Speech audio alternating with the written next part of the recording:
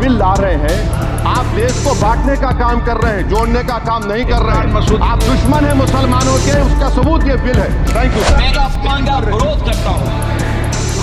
इस सरकार की मंशा आज नहीं, ये पहले से भी है। And this bill is specialized for Maharashtra Haryana election. This bill is specialized. This government is blatantly going against the constitution. Waqf board bill पेश होते ही भड़क गए नेता विपक्ष। वक्फ बिल पर सदन में जोरदार बहस, जमकर हुआ विरोध। मायावती, अखिलेश, ओवैसी ने मोदी पर साधा निशाना। दरअसल केंद्रीय अल्पसंख्यक कार्य मंत्री किरेन रिजिजू ने लोकसभा में वक्फ बोर्डों को नियंत्रित करने वाले कानून में संशोधन से संबंधित विधेयक पेश किया और फिर इसे संसद की संयुक्त समिति के पास भेजने का प्रस्ताव दिया। वहीं विपक्षी सदस्यों द्वारा उठाए गए सवालों का जवाब देते हुए अल्पसंख्यक कार्य मंत्री किरेन रिजिजू ने कहा कि विधेयक में किसी भी धार्मिक स्वतंत्रता में हस्तक्षेप नहीं किया जा रहा है तथा संविधान के किसी भी अनुच्छेद का उल्लंघन नहीं किया गया। आगे उन्होंने कहा कि वक्फ संशोधन पहली बार सदन में पेश नहीं किया गया। आजादी के बाद सबसे पहले 1954 में यह विधेयक लाया गया। इसके बाद कई संशोधन किए गए। रिजिजू ने आगे कहा कि व्यापक स्तर पर विचार विमर्श के बाद यह संशोधन विधेयक लाया गया है जिससे मुस्लिम महिलाओं और बच्चों का कल्याण होगा।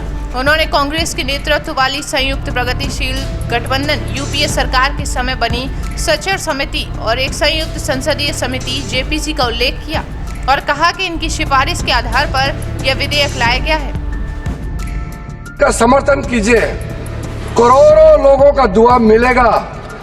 अगर आप विरोध करोगे, चंद लोगों ने पूरा वक्फ बोर्ड को कब्जा करके रखा हुआ है और आम मुसलमान लोगों को जो न्याय इंसाफ नहीं मिला उसको सही करने के लिए ये बिल लाया गया है। इतिहास में दर्ज होगा कि ये बिल को कौन कौन समर्थन किया है और किसने विरोध किया है।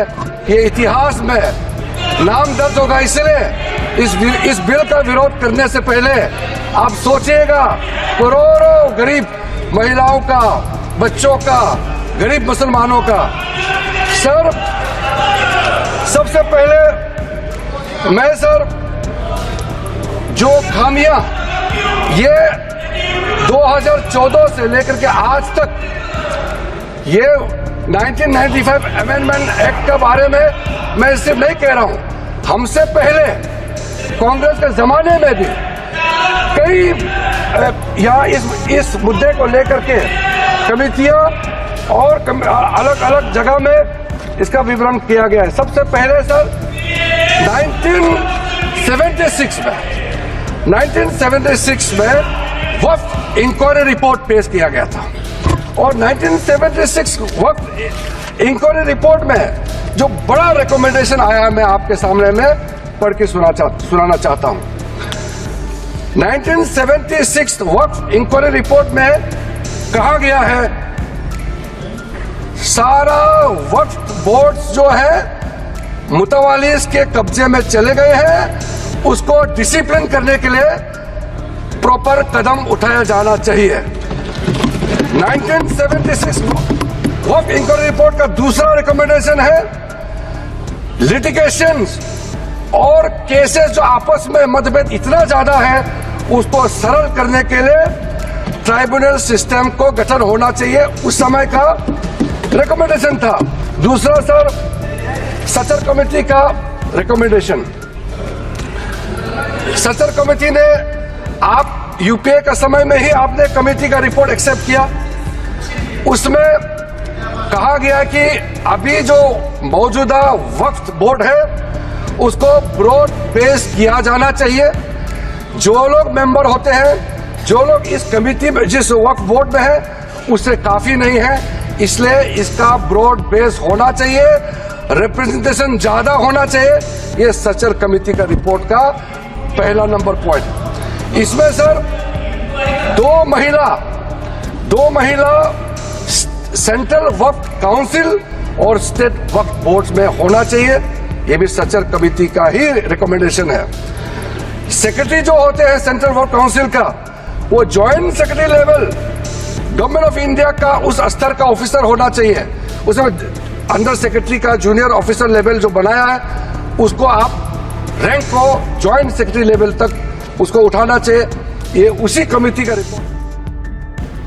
वहीं बिल पेश होने के कुछ ही देर बाद बसपा सुप्रीमो का बड़ा बयान आता है। उन्होंने सोशल मीडिया एक्स साइट पर पोस्ट करते हुए लिखा कि केंद्र व यूपी सरकार द्वारा मस्जिद, मदरसा, वक्फ आदि मामलों में जबरदस्ती की दखल अंदाजी तथा मंदिर व मठ जैसे धार्मिक मामलों में अति दिलचस्पी लेना संविधान व उसकी धर्मनिरपेक्षता के साथ सिद्धांत के विपरीत, अर्थात ऐसी संकीर्ण व स्वार्थ की राजनीति क्या जरूरी, सरकार राष्ट्र धर्म निभाए। वहीं उन्होंने एक और ट्वीट करते हुए लिखा कि मंदिर, मस्जिद, जाति, धर्म व सांप्रदायिक उन्माद आदि की आड़ में कांग्रेस व भाजपा आदि ने बहुत राजनीति कर ली है और उसका चुनावी लाभ भी काफी उठा चुकी है। किंतु अब देश में खत्म हो रहा आरक्षण व गरीबी, बेरोजगारी, महंगाई, पिछड़ापन आदि पर ध्यान केंद्रित करके सच्ची देशभक्ति साबित करने का समय आ गया है।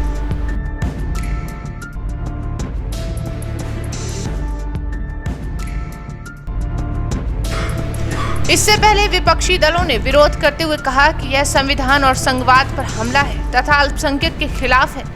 इसकी मुखालफत करते हुए कांग्रेस सांसद के.सी. वेणुगोपाल ने कहा कि यह विधेयक संविधान पर हमला है। उन्होंने सवाल किया कि सुप्रीम कोर्ट के आदेश से अयोध्या में मंदिर बोर्ड का गठन किया गया, क्या कोई गैर हिंदू इसका सदस्य हो सकता है? फिर वक्फ परिषद में गैर मुस्लिम सदस्य की बात क्यों की जा रही है? We are Hindu, sir. We are a believer, but same time we are respecting the faith of other religions also.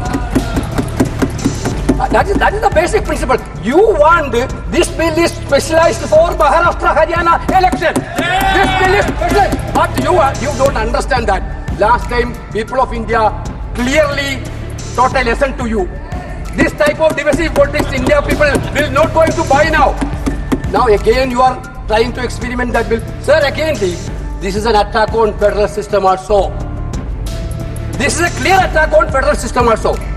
Waqf properties, there is actually the nitty-gritty of the things dealing by the states, rules and the data collection, everything. This bill is take away all the data collection to the central side. वहीं Samajwadi party के सांसद मोहिबुल्लाह नदवी ने कहा कि मुस्लिमों के साथ यह अन्याय क्यों किया जा रहा है। उन्होंने दावा किया कि संविधान को रौंदा जा रहा है। यह आप सरकार बहुत बड़ी गलती करने जा रही है। इसका खामियाजा हमें सदियों तक भुगतना पड़ेगा। सपा सांसद ने आगे कहा कि अगर यह कानून पारित हुआ तो अल्पसंख्यक खुद को सुरक्षित महसूस नहीं करेंगे। कहीं ऐसा नहीं हो जनता दोबारा सड़कों पर आ जाए। ये लिखा हुआ वाज़े तौर पर कि सिर्फ हिंदू होगा। बिहार, उड़ीसा में भी यही लिखा हुआ है।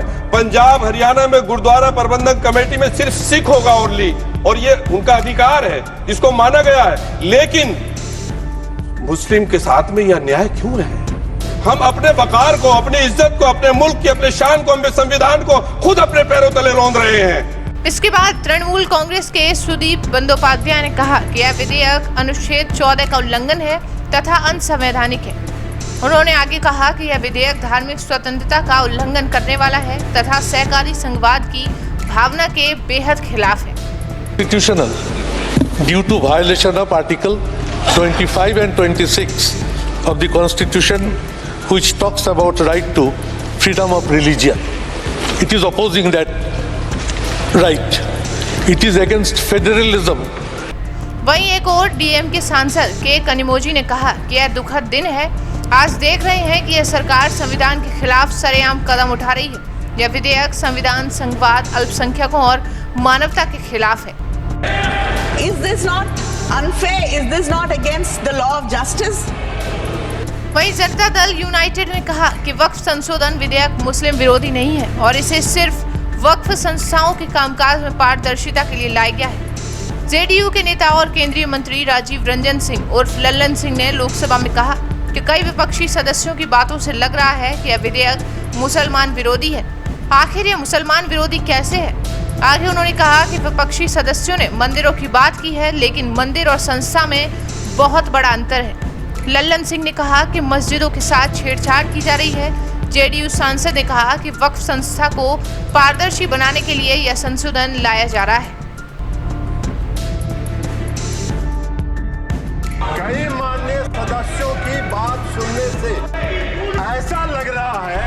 वैसे यह जो संशोधन लाया गया वक्फ बोर्ड के कानून में, यह मुसलमान विरोधी है। आपके मस्जिद को छेड़छाड़ करने का प्रयास नहीं किया जा रहा है। यह एक